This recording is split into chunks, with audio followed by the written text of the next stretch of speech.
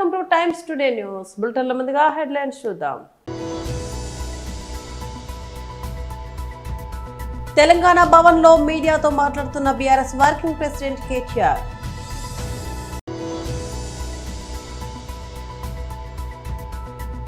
తాడపల్లిలో YSRCP అధ్యక్షులు YS Jagan గారి press meet. Jagan అబద్ధాలు బహిర్గతం, పీపీపీతో విద్యార్థులకు న్యాయం, ఎమ్మెల్యే నసీర్ అహ్మద్ మీడియా సమావేశం.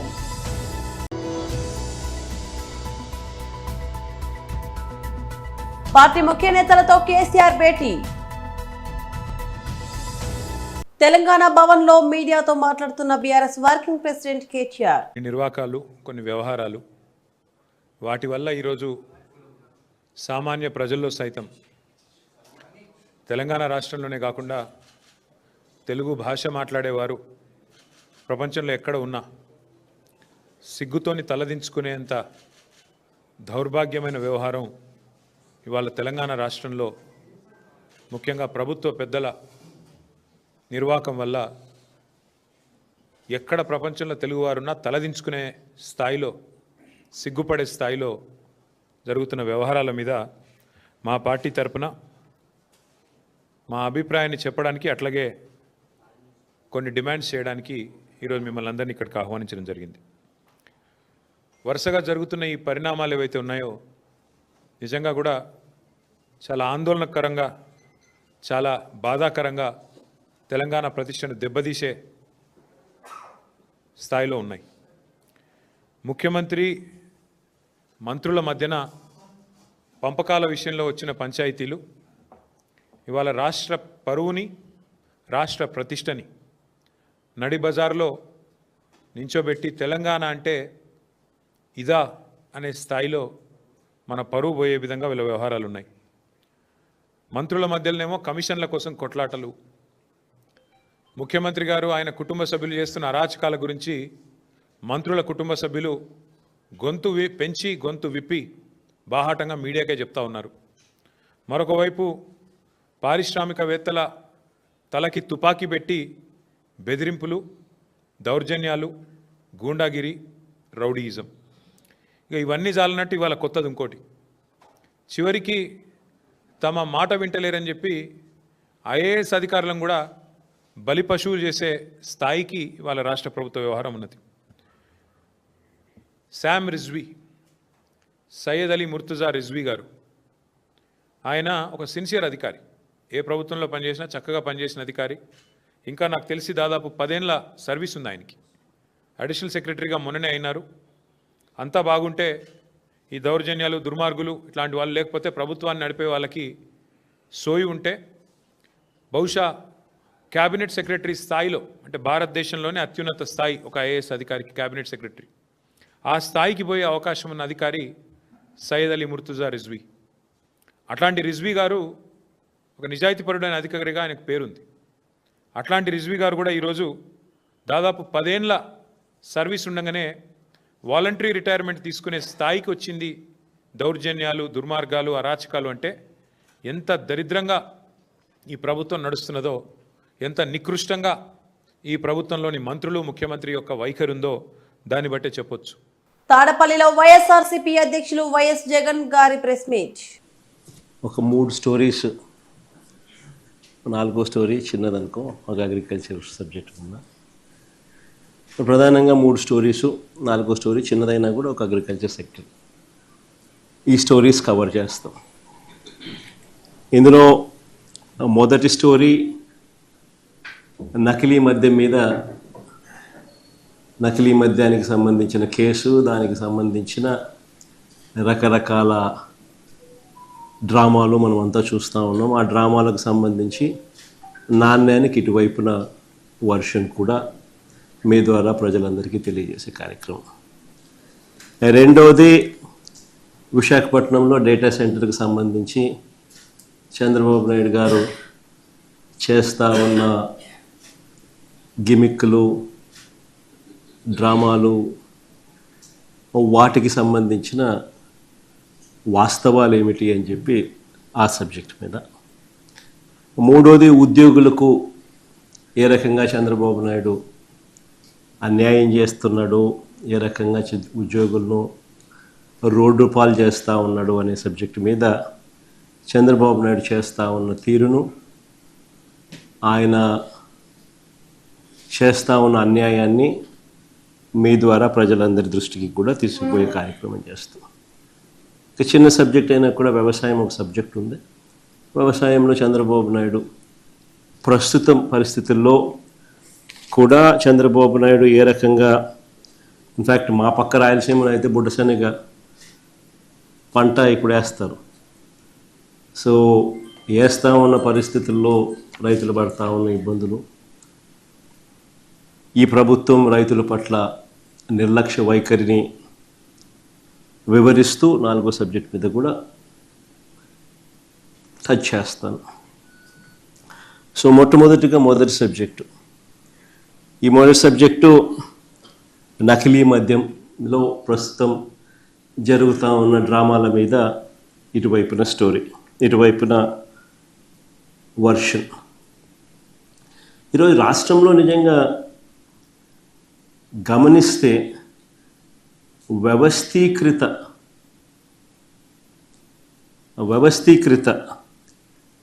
Illicit spurious liquor, illicit spurious మద్యం అన్నది వ్యవస్థీకృత పద్ధతిలో ఏకంగా ఈరోజు మందు అమ్ముడు కాబడుతూ ఉన్న పరిస్థితులు ఈరోజు రాష్ట్రంలో కనిపిస్తూ ఉన్నాయి.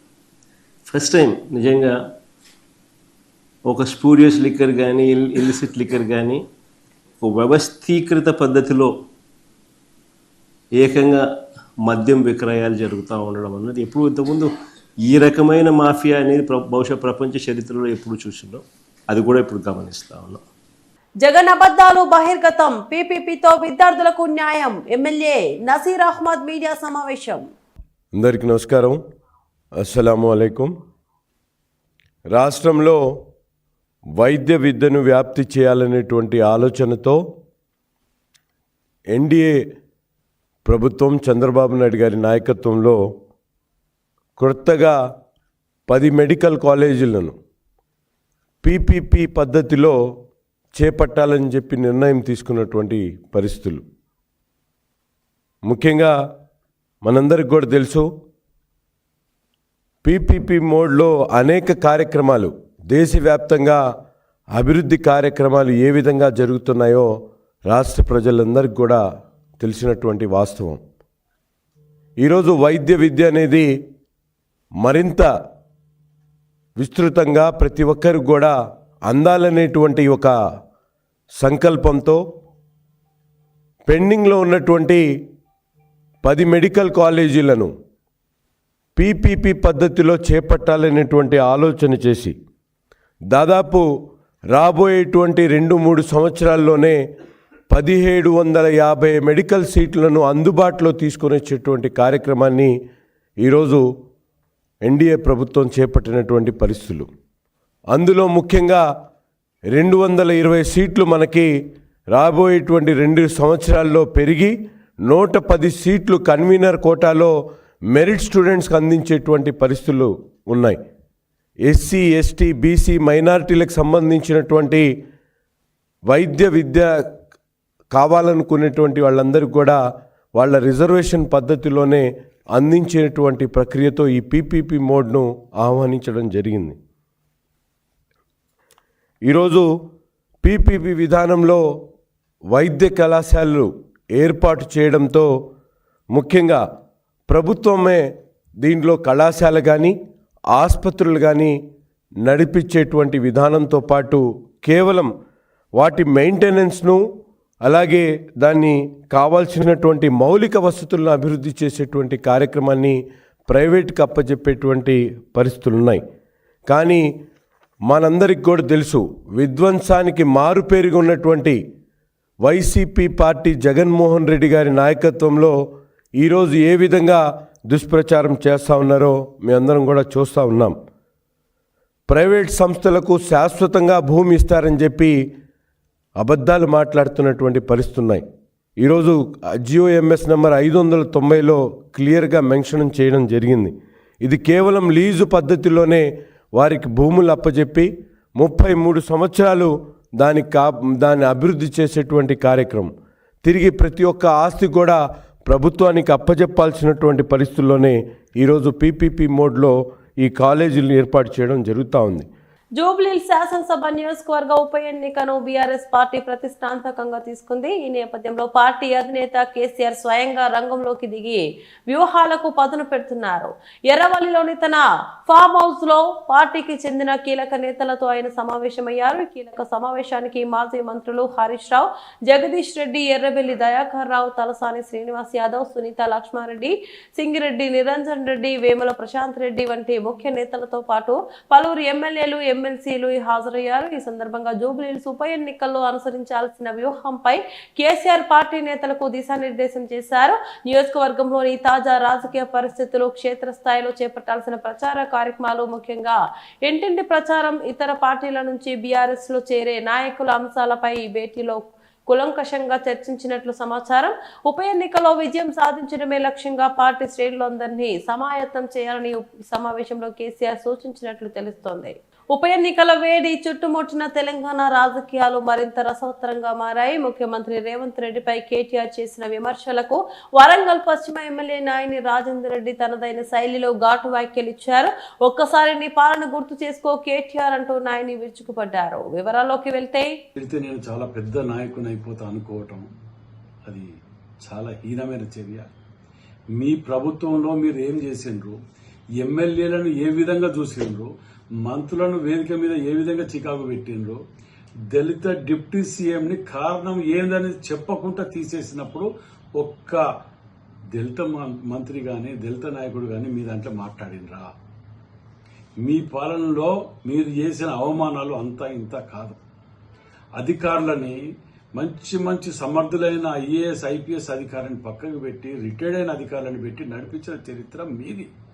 ఇవాళ మీరు మాట్లాడితే దానికి అర్థం పర్థం ప్రజలు చూస్తూ అసహించుకుంటున్నారు మీ యొక్క దాన్ని. అంటే మీరు మీ సొంత ఇల్లు చక్కబెట్టుకోలేని మీరు ఇవాళ మీ ఇంట్లో మాట్లాడిన ఆడపడుచు అవినీతి గురించి, మీరు చేసిన కుంభకోణం గురించి అన్ని మాట్లాడితే ఒక్క జవాబు చెప్పలేని మీరు ఇవాళ మా ముఖ్యమంత్రి గారి మీద వచ్చిరాని మాటలు మాట్లాడుకుంటూ కర్యపాకంటే హీనంగా తీసేసారు. మీ యొక్క పాలనలో అధికారులను కానీ, ఎమ్మెల్యేలను కానీ, మంత్రులను కానీ, ఇంకెవరిని కానీ ఇలా అసమర్థత పోలీస్ అని మాట్లాడుతున్నారు మీరు. పార్వతీపురం పట్టణంలో వన్ స్టాప్ సెంటర్ కు శంకుస్థాపన చేసిన మంత్రి గుమ్మడి సంధ్యారాణి, పాల్గొన్న జగదీశ్వరి, ఎమ్మెల్యే బోనెల విజయ్ చంద్ర, కలెక్టర్ ప్రభాకర్ రెడ్డి మహిళలకు అండగా వన్ స్టాప్ సెంటర్, మహిళలకు ఏ కష్టం వచ్చినా ఒక పొట్టిల్లు లాగా వన్ స్టాప్ సెంటర్ ఉంటుంది. జిల్లాలో డోలి మోతులకు చెక్ పెట్టేందుకు చర్యలు చేపడుతున్నాం. ఐటీడీఏ పీఓతో మాట్లాడి డోలి మాతల నియంత్రణకు అనుసంధాన రహదారి నిర్మించేందుకు వాహనాలు వెళ్లేలా 40 కోట్లతో రోడ్డు నిర్మిస్తాం. ప్రతి విద్యార్థి ఆరోగ్య భద్రతే ప్రభుత్వ లక్ష్యం. జిల్లాలో ఒక్క గిరిజన విద్యార్థులకే జ్వరం రావడం లేదు. సీజన్ కనుక జ్వరాలు అందరికీ వచ్చే అవకాశం ఉంది. దీనిపై వైసీపీ ఒకసారి రాద్ధాంతం చేస్తుంది. మాజీ డిప్యూటీ సీఎం, మాజీ కురూపం ఎమ్మెల్యే 11 మంది గిరిజన విద్యార్థులు మరణించారని ప్రచారం చేస్తుంది. నిజంగా జిల్లాలో 11 మంది చనిపోతే వైసీపీ ఇద్దరికి ఎక్స్గ్రేషియా ఎందుకు ఇచ్చింది? 11 నెంబర్ అంటే వైసీపీకి చాలా ఇష్టం. పిల్లలు ఆరోగ్యం, వసతి గృహాల్లో మౌలిక సదుపాయాలు కల్పనే ధ్యేయం. మోతలు అనేది మీకు అందరికి కూడా అంటే ఆల్రెడీ కూటమి ప్రభుత్వం వచ్చిన తర్వాత దాదాపుగా 1300 కోట్ల రూపాయలతో డోలీ మోతలు ఉండకూడదని రాష్ట్రం మొత్తం మీద రోడ్లు వేసే సంగతి మీ అందరికి కూడా తెలుసు. వేస్తూనే ఉన్నాం. కానీ డోలీ మోతలు లేకుండా ఉండాలి అంటే దాదాపు 4000 కోట్లు కావాలి మన రాష్ట్రంలో. ప్రతి గ్రామానికి వెహికల్ వెళ్ళాలి అని అంటే, ఎందుకంటే హిల్ టాప్ ఏరియాలో గిరిచక్ర గ్రామాలన్నింటిలో కూడా డోలీ మోతలు అక్కడ కొంచెం ఉంటున్నాయి. కానీ మన ప్రభుత్వం వచ్చినాక, మన కూటమి ప్రభుత్వం వచ్చాక, మన మంచి ప్రభుత్వం వచ్చిన తర్వాత చాలా వరకు రోడ్లు వేస్తూ రహదారి సౌకర్యం కోసం అక్కడ లోకల్లో ఉన్న సర్పంచ్ గారైతేనేమి, సహాయంతోనైతేనేమి, ఎదుర్కొంటే అక్కడ ఉన్నటువంటి ఐటీడీఏ డిపార్ట్మెంట్ అయినా, పిఆర్ డిపార్ట్మెంట్ అయినా, ఏ డిపార్ట్మెంట్ అయినా ఫార్మేషన్ ఆఫ్ రోడ్స్ కొన్ని చేస్తున్నాం. అలాగే మేము కలెక్టర్ గారు, మేమంతా ఇప్పుడు ముఖ్య గారు మేమంతా అనుకున్నది ఏంటంటే, యాక్చువల్గా ఇప్పుడు ఏవైతే మేము 1300 కోట్లతో రోడ్లు వేసినా ఇంకా మనకు బ్యాలెన్స్ కొన్ని ఉన్నాయి. అవి చెయ్యాలి అంటే మాకు ఇంకో 2 సంవత్సరాలు ఖచ్చితంగా పడుతుంది. కానీ ఏదో ఒకటి అంటే మేము 100 రోడ్లు వేసినా నేనైతే 100 రోజుల్లో 100 రోడ్లు వేశాను. దానికి అంత ప్రయారిటీ ఇవ్వలేదు. కానీ కొంతమంది ఒక డోలీ మూత కనిపిస్తే వెంటనే ప్రయారిటీ ఇస్తున్నారు. ఎందుకంటే అది మనకు ఎలాగో తెలిసిన విషయమే. ఒక మంచి పని వస్తే ఎక్కడో చివరి పేజీలో వస్తుంది, అదే చెడు అనుకో ఫస్ట్ పేజీలో ఉంటుంది, నాకు తెలుసు. కానీ ఎంత గత 5 సంవత్సరాలు కనీసం ఒక గుంత కూడా కప్పలేదు. నాట్ ఈవెన్ ఒక గుంత కప్పకుండా వదిలేసిన రోడ్లకి ఈరోజు మొత్తం అన్ని చేసుకుంటూ వస్తున్నాం. కాబట్టి మేమంతా ఏమనుకున్నామంటే 4 నియోజకవర్గాల్లో ఏవేవైతే 4 నియోజకవర్గాల్లో మనం ఏవేవైతే ఇప్పుడు డోలీ మోతలు ఉన్నాయో ఆ డోలీ మోతల్ని మనం అరికట్టాలి. కొంచెం ప్రతి గ్రామానికి కూడా ఒక వెహికల్ వెళ్ళాలి, 108 వెళ్ళాలి అనే ఉద్దేశంతో ఈరోజు ఏం చేస్తున్నామంటే మేమంతా కూర్చొని 3 వాళ్ళిద్దరు ఎమ్మెల్యేలు, అలాగే ఆవిడ ప్రభుత్వం, ఇప్పుడు నేను, కలెక్టర్ గారు, పీఓ గారు, మేమంతా కూర్చొని ఒక మాట అనుకుంటాం. ఎందుకంటే ప్రతి గ్రామానికి వెహికల్, ప్రతి గడపకు సంక్షేమ పథకాలను అందిస్తూ ప్రజా ప్రభుత్వ పాలనలో అభివృద్ధి ఫలాలు అందరికీ అందజేస్తున్నామని గౌరవ మహబూబ్ నగర్ ఎమ్మెల్యే ఎన్ఎం శ్రీనివాసరెడ్డి పేర్కొన్నారు. మహబూబ్ నగర్ నియోజకవర్గం హన్వాడ మండలానికి చెందిన లబ్ధిదారులకు కళ్యాణ లక్ష్మి, షాదీ ముబారక్ చెక్కులను ఆయన ఎమ్మెల్యే క్యాంపు కార్యాలయంలో ఏర్పాటు చేసిన ఓ కార్యక్రమంలో అందజేశారు. అనంతరం ఆయన మాట్లాడుతూ ప్రతి ఇంటి ఆడకూతురు కూడా సంతోషంగా ఉండాలన్నదే గౌరవ ముఖ్యమంత్రి శ్రీ రేవంత్ రెడ్డి సారథ్యంలో ప్రజా ప్రభుత్వ లక్ష్యమని అన్నారు. పేదలను కడుపులో పెట్టుకుని చూసుకుంటున్న ప్రజా ప్రభుత్వాన్ని నిండు మనసుతో దీవించాలని ఆయన కోరారు. గ్రామాలకు పంపి లబ్ధిదారుల ఎంపిక చేసి గ్రామంలో చాటింపు వేసి అప్లికేషన్స్ తీసుకొని మళ్ళీ 1కి 2 సార్లు అప్లికేషన్ వెరిఫికేషను, ఎలిజిబిలిటీ క్రైటీరియాలోకి వాళ్ళు వస్తారా లేదా అవన్నీ కూడా చెక్ చేసి మరి లబ్ధిదారులను ఎంపిక చేసి ఈరోజు పారదర్శకంగా డిప్పు తీసి ఎవరికి ఏ ఇల్లు అలాట్మెంట్ చేయాలనో ఆ ఇల్లు అలాట్మెంట్ చేయడం జరిగింది. అలాగే ఇప్పుడు 9 కోట్ల రూపాయలతోటి డ్రింకింగ్ వాటర్ కావచ్చు, ఎలక్ట్రిసిటీ కావచ్చు, రోడ్డు కావచ్చు, అవన్నీ కూడా దాదాపుగా పూర్తిగా వస్తూ ఉన్నాయి. పారదర్శకంగా ఎవరికి ఎటువంటి ఇబ్బంది లేకుండా కేవలం ఇల్లు లేని వారిని, పేదవారిని అర్హులుగా గుర్తించి ఈ కార్యక్రమాన్ని దిగ్విజయంగా పూర్తి చేసుకోవడం జరిగింది. దాదాపుగా 180 మందికి ఈరోజు డబుల్ బెడ్రూమ్ ఇండ్లు ఇవ్వడం జరిగింది. ఇంకా కొంతమంది కొన్ని గ్రామాలలో ఇల్లు లేని వారు ఉన్నారు. వాళ్లకు ఇందిరమ్మ ఇండ్ల పథకంలో భాగంగా వాళ్లకు కొంతమందికి ఆల్రెడీ ఇండ్లు కేటాయించడం, వాళ్ళు కట్టుకుంటా ఉన్నారు. ఇంకొంతమందికి రాబోయే రోజుల్లో కూడా కేటాయిస్తాం. ప్రతి పేదవాడికి, గుడిసెల్లో ఉండే ప్రతి పేదవాళ్లకు, ఆ కుటుంబానికి ఒక ఇల్లు ఇవ్వాలన్న సంకల్పం ఈరోజు కాంగ్రెస్ ప్రభుత్వం చేస్తూ ఉంది. అందుకు అనుగుణంగానే గతంలో పూర్తి కాని పనులు చేయించి డబుల్ బెడ్రూమ్లు ఏమైనా మిగిలింటే అవి కూడా ఇవ్వడము, కొత్తగా ఇందిరమ్మ ఇండ్లు శాంక్షన్ చేయించి కట్టుకున్న వాళ్ళకు. సుప్రీంకోర్టు చీఫ్ జస్టిస్ గవాయ్ పై జరిగిన దాడికి నిరసనగా ప్రజాసేన అధ్యక్షులు కాటే సుబ్రహ్మణ్యం ఆధ్వర్యంలో ఎస్సీ సంఘాలు, బీసీ సంఘాలు, మహిళలు భారీ ఎత్తున నిరసన ర్యాలీ చేపట్టారు. స్థానిక ఆర్డీఓ కార్యాలయం ఎదుట ధర్నా నిర్వహించారు. చీఫ్ జస్టిస్ పై భౌతిక దాడి అమానుష్యమని, సిగ్గుచేటు అని పెద్ద ఎత్తున నినాదాలు చేశారు. సుప్రీంకోర్టు ప్రధాన న్యాయమూర్తిపై దాడి చేయడం అంటే అది భారత రాజ్యాంగం పైనే దాడి అని వారంతా అభిప్రాయపడ్డారు. అనంతరం ఆర్డీఓ కార్యాలయం నందు వినతి పత్రం అందించారు. ఇలాంటి దారుణ కాండాలు పునరావృతం కాకూడదని డిమాండ్ చేశారు. దేశంలో మనుధర్మని పడగలు విప్పుతోందని వారంతా ఆవేదన వ్యక్తం చేశారు. దీని వెనుక ఉన్న దోషులను కఠినంగా శిక్షించి ప్రజాస్వామ్యాన్ని పరిరక్షించాల్సిన అవసరం ఉందని అన్నారు. ఈ కార్యక్రమంలో కొమ్ము సురేష్, పైడిమల్ల ఆనంద్, దోమలపాటి సత్యనారాయణ, కొప్పుల సూర్యనారాయణ తదితరులు పాల్గొన్నారు. సుప్రీంకోర్టు అటువంటి సుప్రీంకోర్టు ప్రధాన న్యాయమూర్తి మీద దాడి జరగటం అంటే అది ఒక రకంగా భారతదేశ రాజ్యాంగం మీద, యావత్ భారతదేశం మీద జరిగిన దాడిగానే మనం ఖండించాలి.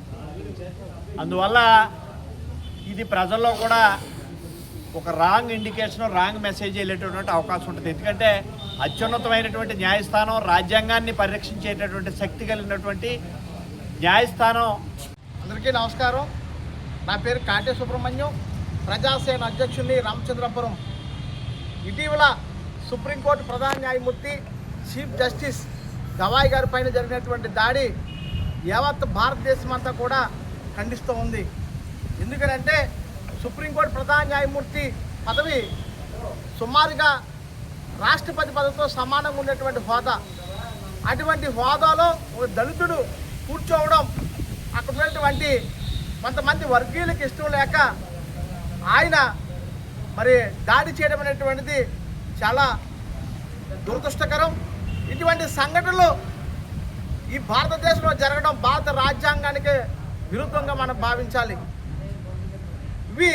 ఇటువంటి వ్యవస్థలన్నింటినీ కూడా మనం పరిరక్షించుకుంటేనే ఈ భారతదేశం అనేటువంటిది చాలా అత్యున్నతమైనటువంటి స్థితికి వెళ్తుంది. ఇక్కడ ఏ వ్యవస్థను మనం నిర్వీర్యం చేసుకున్నా ఈ భారతీయులు అనేటువంటి జీవన విధానాలన్నీ కూడా అసమతుల్యమైనటువంటి పరిస్థితి. అందుకని భారతదేశంలో ఉన్నటువంటి ఒక దళిత సంఘాలే కాదు, బార్ అసోసియేషన్ సభ్యులు, అలాగే మహిళా సంఘాలు, ప్రజా సంఘాలు, ప్రజాప్రతినిధులు, అలాగే ఇక్కడ బీసీ సంఘాలు, ఓసీ సంఘాలు కూడా మరి ముఖ్య నాయకులు మాత్రమే ఈరోజు మన రామచంద్రాపురం ఆర్డీఓ ఆఫీస్కి తరలి వచ్చి మరి భారీ ఎత్తున నిరసన కార్యక్రమం తెలియజేసి, అలాగే ఎవరైతే గవాయి గారి పైన దాడి చేసినటువంటి నిందితులు ఉన్నారో వాళ్ళు తక్షణం అరెస్ట్ చేసి వాళ్ళు జైలుకి పంపించాలనేటువంటి నినాదంతో ఈరోజు ఈ కార్యక్రమాన్ని ఏర్పాటు చేయడం. అంతేకాదు ఏ ప్రభుత్వం వచ్చినా సరే మరి దళితుల పైన దాడులు అనేటువంటివి జరుగుతూనే ఉన్నాయి. బులెటిన్ ముగించే ముందు మరోసారి హెడ్లైన్స్ చూద్దాం. తెలంగాణ భవన్ లో మీడియాతో మాట్లాడుతున్న BRS working president KTR.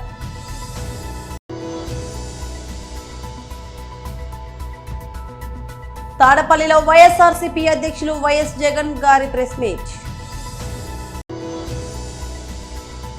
Jagan అబద్ధాలు బహిర్గతం, పీపీపీతో విద్యార్థులకు న్యాయం, ఎమ్మెల్యే నసీర్ అహ్మద్ మీడియా సమావేశం.